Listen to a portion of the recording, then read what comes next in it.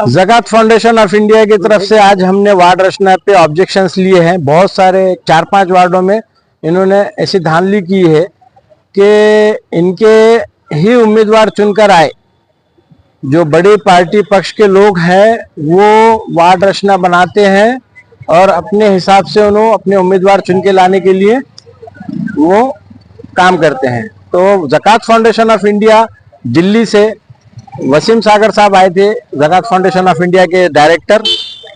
उन्होंने जो बेदारी पैदा की परभनी के लोगों में या महाराष्ट्र के लोगों में वो बहुत ज़्यादा असरदार रही और इंशाल्लाह अब हमने सबने जो ऑब्जेक्शन दाखिल किया उसकी 18 तारीख या 19 तारीख मिलेगी, उसमें बहस होगी और उसके बाद वार्डों को सही किया जाएगा और नहीं सही किया जाएगा तो हम कोर्ट में जाएंगे। धांधली किस तरह?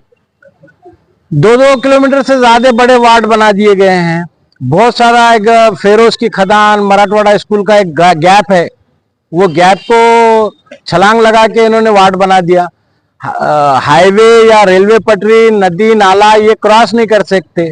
जो नियम बताए गए हैं उन्हीं नियमों के तहत हमने ऑब्जेक्शन लिए हैं। अच्छा, ये जो परभनी शहर महानगर पालिका के अधिकारी ही करते हैं कि बाहर से कोई आते हैं? परभनी के अधिकारी ही करते हैं, मगर उसमें यहाँ के बड़े पॉलिटिशियनों की मदाखलत हुआ करती है। हर जगह हर पार्टी अपने अपने हिसाब से, जो सत्ताधारी पार्टी रहती है वो अपने हिसाब से काम करके लेती है।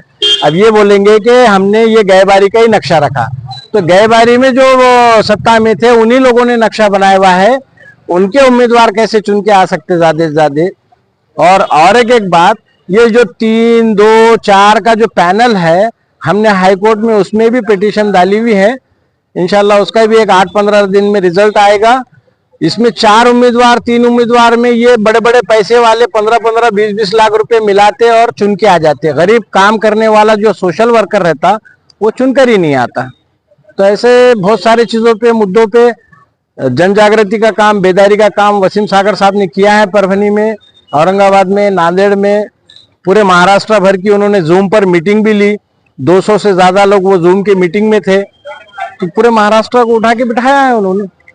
अल्हम्दुलिल्लाह आज जो है ज़कात फाउंडेशन ऑफ इंडिया की जानिब से परभनी शहर महानगर पालिका की वार्ड रचना के बारे में आक्षेप जो है ऑब्जेक्शंस हमने फाइल किए हैं। इसमें 4 वार्डों के अंदर जो है 16 में से 4 वार्डों के अंदर तब्दीलियां प्रभाग रचना कमेटी ने की है और इसमें जो है काफी सारे जो है SC ST का क्लस्टर तोड़ा गया है और जो बेसिक प्रिंसिपल्स है इलेक्शन कमीशन के जो डायरेक्शन है उसको वायोलेट करते हुए बड़े रोडों को, ब्रिजेस को, रेलवे लाइंस को और आपके जो है तो खदान को, दवाखानों को बाईपास करके जो है इन्होंने जो है आड़ा टेढ़ा जो है तो वार्ड रचना की है, जिसकी वजह से जो है सत्ताधारी पक्षों को इसका फायदा होगा। एक आम इंसान को जो फंडामेंटल जिसके राइट्स है, आजादाना तौर पे जो लोग इलेक्शन कंडक्ट कराना चाहते हैं उसके अंदर उनको जो है तो परेशानी होगी।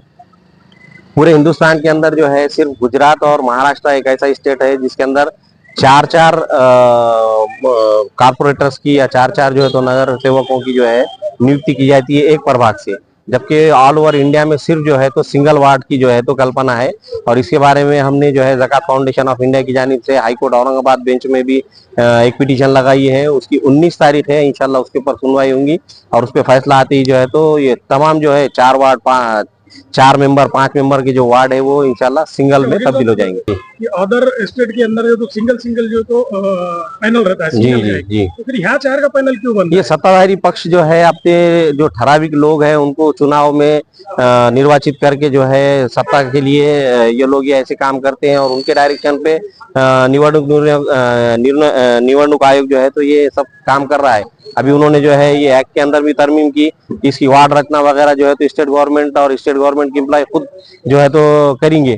तो उस वास्ते ये जो फेरबदल हो रहे या 4 के 5 के जो वार्ड बन रहे, ये वार्ड बनाने की तरतीब पूरी जो है सत्ताधारी पक्ष की तरफ से। आज महानगर पालिका हम लोग आए थे, जो नगर पालिका की वार्ड रचना हुई है, इस वार्ड रचना के खिलाफ हम लोगों ने ऑब्जेक्शन दायर किया है ज़कात फाउंडेशन ऑफ इंडिया की तरफ से, जो पूरे महाराष्ट्र और पूरे इंडिया के अंदर एक अच्छा काम कर रहे हैं। उन्हीं के साथ मिलते हुए हम लोगों ने SDPI की तरफ से भी उन्हीं की गाइडलाइंस पे हमने भी एक ऑब्जेक्शन डाला है। ये जो यहाँ पे जो वार्ड रचना हुई है, यहाँ पे सीधा जो सत्ता पक्ष के लोग हैं और उन लोगों का किस तरह फायदा हो, उन लोगों को सामने रखते हुए और वो सत्ता पक्ष के लोगों के इशारे के ऊपर ये वार्ड रचना हुई है। हमने ऑब्जेक्शन भी लिया है और अगर ये हमारे ऑब्जेक्शन पे कुछ नहीं होता है तो हम हाई कोर्ट में भी इस को लेकर जाएंगे। और ये जो लोकशाही और लोकतांत्रिक मुल्क है, इस मुल्क के अंदर लोकतंत्र की हत्या धीरे धीरे हो रही है। उसी के अंदर ये भी है कि जो लोगों की आवाज बनते हैं, इसके अंदर एक ऐसी प्लानिंग की गई है कि जो सोशल वर्कर है, जो सामाजिक कार्य अच्छा करते हैं, पब्लिक उनको पसंद करती है, वो लोग किस तरह इलेक्शन में जीतना नहीं करके एक ऐसा प्लान करके उन लोगों को और ऐसे धंधा करने वालों को, घोटाले करने वाला कैसा जीत के आना करके एक ऐसा प्लान किया हुआ है। और कमजोर जो लोग हैं, जो ताकत में नहीं आना करके ये वार्ड रचना ऐसी हुई है। हमने इसके ऊपर ऑब्जेक्शन लिया है और इस ऑब्जेक्शन पे कुछ नहीं होता है तो इसके आगे भी हम और इस पे हाईकोर्ट में जाएंगे इंशाल्लाह।